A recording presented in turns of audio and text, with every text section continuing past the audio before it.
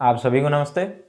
Class 8th की physics में जो चैप्टर सम नेचुरल फिनोमेना हमने शुरू किया था, कुछ प्राकृतिक घटनाएं, ये उसका सेकंड लेक्चर है।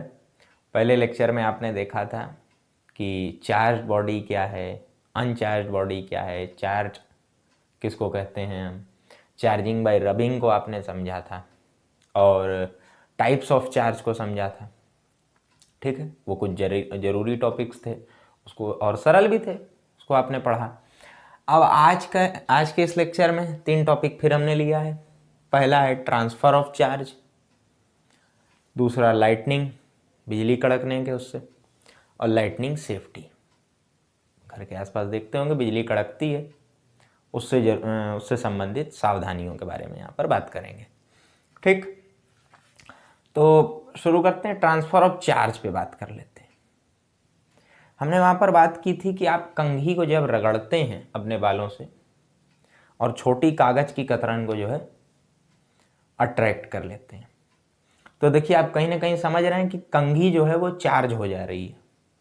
ठीक है, बाल में कंघी को रब करने से या किसी सरफेस पर रब करने से, रगड़ने से कंघी जो है चार्ज हो जा रही है। और उस जब चार्ज कंघी को आप इसके कागज़ की कतरन के पास या किसी स्मॉल अनचार्ज पार्टिकल के पास ले जा रहे हैं तो वो अट्रैक्ट हो रहा है। ठीक है, अट्रैक्शन और रिपल्सन दोनों की बात हमने की थी। चार्जेस के टाइप में जब बताया था तो अट्रैक्शन रिपल्सन दोनों की बात की थी। वैसे ही तो कागज़ की कतरन अट्रैक्ट हो रही है, आकर्षित हो रही है कंघी की ओर, कंघी जो है वो चार्ज हो गई। ठीक, तो कंघी चार्ज हुई तो वो चार्ज होने का मतलब क्या है कि चार्जेस, आवेश जो हैं वो उसके पास पहुंचे, कंघी के पास। कैसे पहुंचे? बालों से कंघी में चार्ज का प्रदान हुआ, आदान प्रदान हुआ, ट्रांसफर हुआ। ठीक है, मोटे तौर पे अभी क्योंकि आप ऐसी कोई 8th क्लास कोई बहुत ऊंची क्लास नहीं है या बहुत आप इसको डिटेल में यहाँ पढ़ना नहीं है, तो हमारे लिए भी समस्या है कि बहुत खुल के आपको हम इसको नहीं बता पाएंगे। ठीक है, वरना इसको बताया और बेहतर जा सकता है, आगे की क्लासेस में आप पढ़ सकते हैं। जब आगे पढ़ेंगे तो और समझ में आएगा, लेकिन फिर भी अभी कोई ऐसा कमज़ोर नहीं है, ऐसी कोई कमज़ोर बात नहीं बता रहे हैं हम आपको। लेकिन आप समझें कि कंघी किस तरह चार्ज हुई। आपने जब उसको बालों से रगड़ा तो बालों से आवेश कंघी की ओर गए, बालों में कुछ आवेश कम हुए और कंघी में आवेशों की बढ़ोतरी हो गई। इस बात को तो आप सरल तरीके से समझ सकते हैं कि बालों से या जिस भी सरफेस से आपने उस कंघी को रगड़ा तो बाल से कुछ आवेश कम हुए, जो आवेश बालों से कम हुए वही कंघी में जाकर के बढ़ गए। तो कंघी में क्या हुई? आवेशों की बढ़ोतरी हुई। ठीक है, कंघी में चार्ज इंक्रीज हुआ और बाल में डिक्रीज हुआ, क्योंकि बाल से ही वो चार्ज कंघी में गए, तभी कंघी चार्ज हुई। ठीक, ये था आपका ट्रांसफर ऑफ चार्ज। आगे की क्लासेस में फिर आप इसी ट्रांसफर ऑफ चार्ज को पढ़ेंगे, लेकिन और खुल करके, और इसकी एक्चुअल बातें हम बताएंगे आपको आगे की क्लासेस में। अब बात कर लेते हैं लाइटनिंग की। या इसी में आप देख लें एक टॉपिक इलेक्ट्रोस्कोप आपको दिया है। इलेक्ट्रोस्कोप एक ऐसा डिवाइस है जिसकी सहायता से आप पता लगा सकते हैं कि कोई पार्टिकल चार्ज्ड है या नहीं है। ठीक है, बस इतनी सिंपल सी बात है। बुक में इसकी डिफिनीशन होगी और वो किस तरह बनती वगैरह है, वो सारी चीज़ें, डायग्राम सब आपकी बुक में दिया हुआ है। आप बुक को पढ़ें और उसको समझने की कोशिश करें। और एक बात आपने देखा होगा, जैसे बलून है, बैलून जो है उसको अगर आप कहीं रगड़ते हैं तो वो भी चार्ज हो जाता है, लेकिन जब छूते हैं तो उसके आवेश खत्म हो जाते हैं। आपने उसको रगड़ा और अपने यूँ हाथों के बाल के पास ले गए तो बाल उठने लगा, है ना, क्योंकि आपने देखा भाई गुब्बारा जो है चार्ज हो गया है। या आप उसके पास जब बाल ले जाएंगे चिट चिट चिट ऐसे आवाज़ आएगी, तो आपको ये समझ में आता है हाँ, गुब्बारे को जो अभी रगड़ा था हमने वो हल्का चार्ज हो गया है। अपने इसी शर्ट पे अगर आप गुब्बारे को रगड़ें और फिर हाथ के बालों पर या कहीं भी ऐसे ले जाएं तो आपको महसूस होगा चिटचिटाहट, आवाज़ भी होगी और साथ साथ आपको दिखेगा भी कि बाल जो है वो हल्का ऊपर हो रहा है, महसूस भी होगा। ठीक, तो वो चीज़ आपने समझी। लेकिन जब आप उस गुब्बारे को छू लेते हैं, टच करते हैं, तब उसका वो जो चार्ज हो गया था गुब्बारा, वो असर खत्म हो जाता है। किस तरह खत्म हो जाता है? आपकी बॉडी से चार्ज जो है वो अर्थ में चले जाते हैं, पृथ्वी में। और अर्थ को आवेशों का समुद्र कहते हैं कि अर्थिंग कर देना, इसी चीज को कहते हैं अर्थिंग। अर्थ कर दिया या अर्थिंग दे दी। ठीक है, अर्थ को जो है वो आवेश का समुद्र माना जाता है कि अर्थ में बहुत चार्ज है, मतलब पॉजिटिव नेगेटिव दोनों तरह के चार्जेस हैं। और आपने अर्थिंग कर दी, जैसे गुब्बारा चार्ज किया और उसको टच कर लिया, तो टच किया तो आपकी बॉडी से जो है चार्ज वो अर्थ में चले गए। ठीक, अच्छा, तो ये ट्रांसफर ऑफ चार्ज पे हमने बातें आपको बता दी, कंघी से भी बता दी, इलेक्ट्रोस्कोप की भी बात कर ली, उसको आप पढ़ेंगे, और यहाँ पर अर्थिंग की भी चर्चा हमने कर दी। अब बात करते हैं लाइटनिंग की। इसमें हमें नहीं लगता कुछ लिखने की ज़रूरत है। आपको अगर लगता है कि नहीं कुछ लिखना चाहिए, बिना पेन चलाए आपको चीज़ें उतनी साफ नहीं होती, तो आपके पास बुक होगी, नहीं है तो इंटरनेट से आप PDF डाउनलोड कर लीजिए, PDF से पढ़ लीजिए। जो कुछ आपको सही लगता है कि ये एक आध पॉइंट्स मुझे लिख लेने चाहिए, अपनी कॉपी में लिख लीजिए, इसी बहाने आप बुक को पढ़ेंगे। ठीक, लाइटनिंग। तो लाइटनिंग की बात करें तो लाइटनिंग क्या? बिजली का कड़कना। अब बहुत से ऐसे लोग होंगे जिनको बिजली कड़कने से बड़ा डर लगता होगा। हम नाम ले रहे हो तो हो सकता है कुछ किस्से याद आए हों कि उस दिन बहुत बारिश हुई थी, इतनी बिजली कड़की थी, रात में नींद नहीं आई थी। इससे कोई डरने की ऐसी बात नहीं है, डरने वाली बात नहीं है। पहले के समय में जब लोगों को जानकारी नहीं थी, तब तमाम तरह की भ्रांतियां फैलती थीं कि बिजली कड़कना श्राप है या तमाम तरह के अंधविश्वास। वो कुछ भी हो सकता है, लेकिन सच एक ही है कि कोई इसमें ऐसा घबराने की बात नहीं है। अगला ही टॉपिक लाइटनिंग सेफ्टी पढ़ने वाले हैं। 5 मिनट रुके रहिए, अभी जान जाएंगे किस तरह बचा जा सकता है। हम ये नहीं कर रहे हैं कि आप बिजली अगर किसी पे गिरे तो बच जाएगा या उससे कोई नुकसान नहीं है, ऐसी बात नहीं। लेकिन उससे डरने की जरूरत नहीं, समझने की जरूरत है। वैसे तो आपके घर में लाइट भी आती है, घर में बल्ब जलाते हो उसी लाइट का यूज करके ना, उसी करंट का, इलेक्ट्रिक करंट का यूज करके लाइट जलाते हो ना, पंखा चलाते हो ना, ठंड है हीटर चला रहे थे ना, यूज कर रहे थे। कुछ लोगों को उससे भी डर लगता है, लेकिन उससे डरने की बात नहीं है। हम भी उनमें से एक हैं। हम बहुत बच करके स्विच वगैरह जैसे चालू करना रहता है गीले हाथ से, या स्विच भी चालू करेंगे तो इस चीज़ को देख करके कि प्लास्टिक पे मेरा हाथ टच हो, क्योंकि प्लास्टिक से हमें करंट नहीं लगेगा। जो प्लास्टिक के स्विच है सिर्फ उस पर पेंच वगैरह पे हाथ ना लगे, क्योंकि उससे करंट लग सकता है। और ये सच्चाई है, हम खुद ऐसे हैं। करंट से हमें मन में एक भय है कि करंट ना लग जाए हमें। बचपन में कई बार लगा है। क्यों लगा है? जानकारी के अभाव में। अब जानकारी है तो इस बात का ख्याल रखते हैं कि हाथ गीला ना हो, प्लास्टिक पर हाथ रहे, पेंच पर ना लगे। स्विच में ऊपर जो स्विच फिक्स करने के लिए वहाँ जो पेच लगते हैं, उन पेचेस पर हाथ ना लगे। प्लास्टिक पर लगेगा तो कोई दिक्कत नहीं है। इस बात का हम ख्याल रखते हैं। अब करंट नहीं लगता, ना हमें डर लगता है, सावधानी रखते हैं, फिर भी सावधानी बिल्कुल रखते हैं। लाइटनिंग सेफ्टी में यही चीज़ें समझेंगे। तो बात यहाँ डरने की नहीं है। आप अगर चीज़ों को समझें तो बिल्कुल आप यूज़ कर सकते हैं बिना भयभीत हुए, और डरेंगे तो फिर डरते रहिए। लाइटनिंग की बात कर लेते हैं। लाइटनिंग देखो, बादल जो है, बादल अगर हम बनाएं, बहुत अच्छा नहीं है लेकिन है, तो बादलों को आप देखते हो कि एक दो बादल के टकराने से या एक से अधिक बादल के टकराने से बिजली कड़कती है। बिजली कड़कने में क्या होता है? बिजली आपको दिखती भी है यूं गिरते हुई, आवाज़ भी होती है बहुत तेज, खड़खड़ खड़खड़ खड़ करके आवाज़ होती है, तो आपको तुरंत सुनाई देती है बिजली कड़क रही, मौसम बिगड़ रहा है।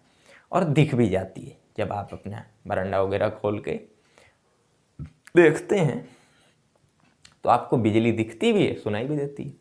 देखो बादल में होता क्या है, हमने बताया था 2 तरह के चार्ज होते हैं बादल में। ऊपर की तरफ पॉजिटिव चार्ज होते हैं और नीचे की तरफ निगेटिव चार्ज होते हैं। ठीक है, इन्हीं के जब एक से अधिक 2 3 4 बादल जब टकराते हैं तो क्या होता है, डिस्चार्ज होता है।